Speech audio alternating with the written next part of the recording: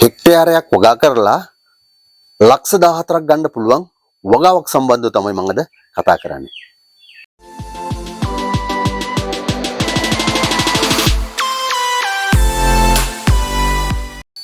රසයෙන් ඉතාමත් ඉහළ, ඒ වගේ ගුණයෙන් ඉතාමත් ඉහළ, ප්‍රෝටීන් වැඩිම භෝගයේ වශයෙන් සඳහන් වෙන්නේ සෝයා බෝංචි. සෝයා බෝංචි වලින් ඔබ දන්නවා සෝයා කිරි, සෝයා මීට්, සෝයා පානය, සෝයා සෝස් මේ වගේ විශාල ආහාර ප්‍රමාණයක් නිෂ්පාදනය කරනවා. මේ සෝයා බෝංචි හෙක්ටයාර එකක් වගා කරොත් මාස 3කට ලක්ෂ 14ක් ගන්න පුළුවන්. අපි බලමු මේ සෝයා බෝංචි වගා කරන්නේ කොහොමද කියලා.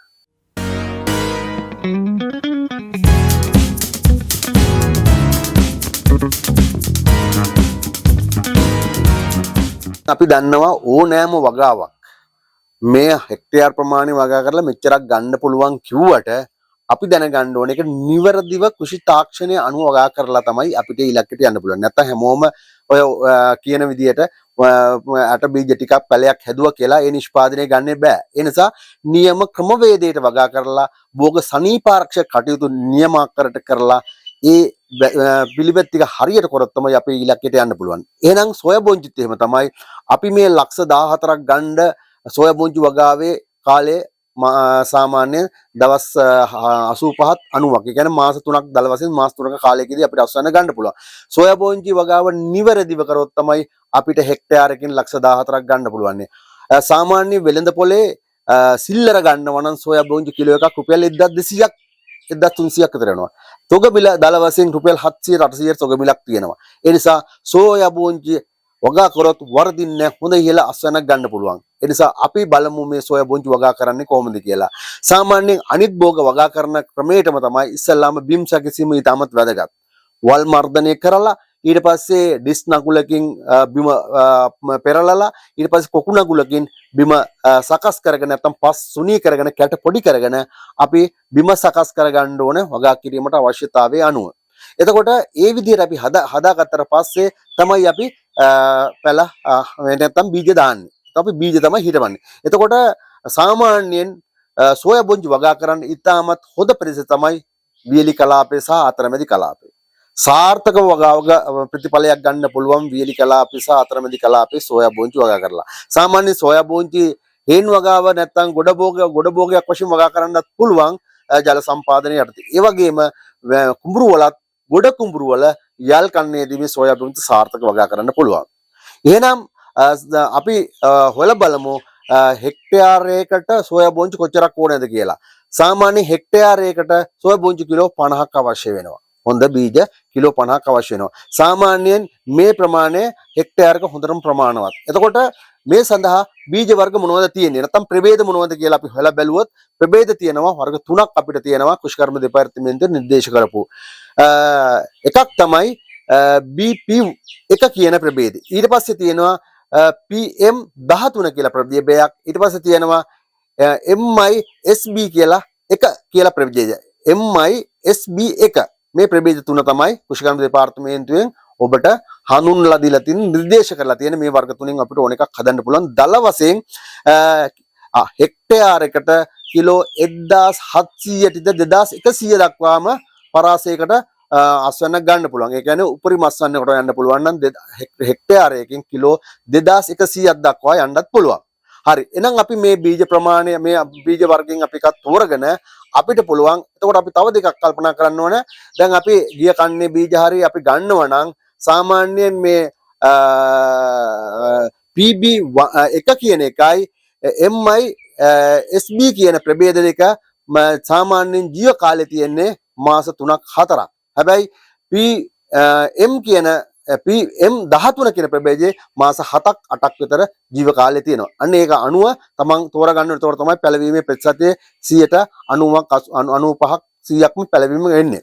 හරි. එතකොට දැන් අපි මූලික වශයෙන් ප්‍රදේශය කතා කරා. ඊට පස්සේ බීජ ගැන කතා ප්‍රභේද ගැන කතා කරා. දැන් අපි බිමත් සකස් කිරීම සම්බන්ධව කතා කරා. දැන් ඊට පස්සේ තියෙන අපිට මේ බීජ දැමීම සඳහා ඔබ දන්නවා සාමාන්‍යයෙන් අපි ඕන වගාවක් කරනකොට ජලයේ බැස යන්න පුළුවන් ආකාරයට කාණු පද්ධතියක් අපි හදා ගන්න. ඒක ඔබ දන්නවා තමන්ගේ ඉඩමේ අනුව පිහිටීම අනුව ජලයේ බැස යන්න කාණු පද්ධතියක් හදා ගන්න ඕන.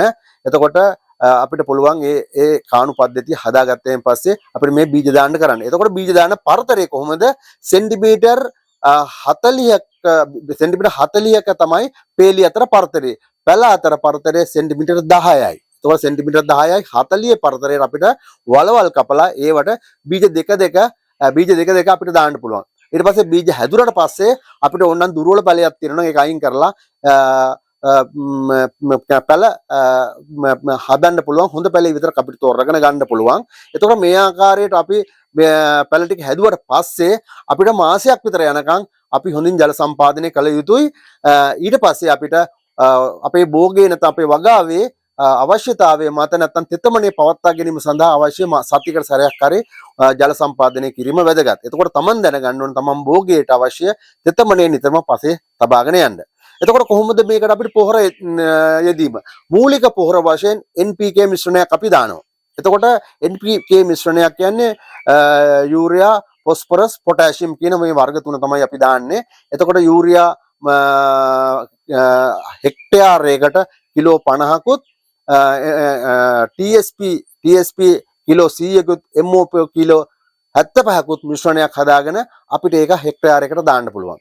ඊට පස්සේ මල් පිපෙන කාලේ එනකොට මල් පිපෙනකොට තව යූරියා කිලෝ 50ක් හෙක්ටයාරයකට දැම්මෑගේ පොඩි ප්‍රමාණයක් ගහ වටේට දාලා පස්ලං කිරීම සිද්ධ කරන්න ඕනේ. ඔබ දන්නවා ඕන වගාවක වැදගත් වෙනවා වල් මර්ධනය සහ පස්ලං කිරීම. ඒ කටයුත්තත් මේ භෝගයටත් ඒ ආකාරයෙන් සිද්ධ කළ යුතුයි.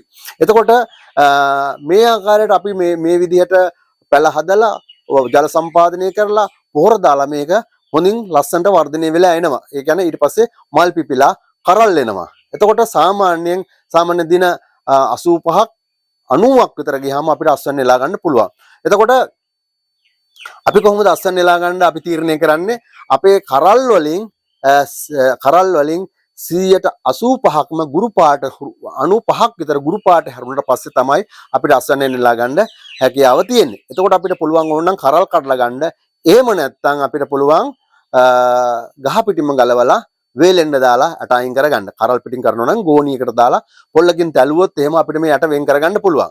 මේ වෙන් කරගත්ත ඇට සාමාන්‍ය 18ක් 20ක් අතර ප්‍රමාණයක තෙතමනයක් තියෙනවා. අපි මේක 10ට 12ට වගේ වෙල්ලා ගන්න ඕනේ. ඊට පස්සේ අපිට අලෙවි කිරීම කරන්න පුළුවන්.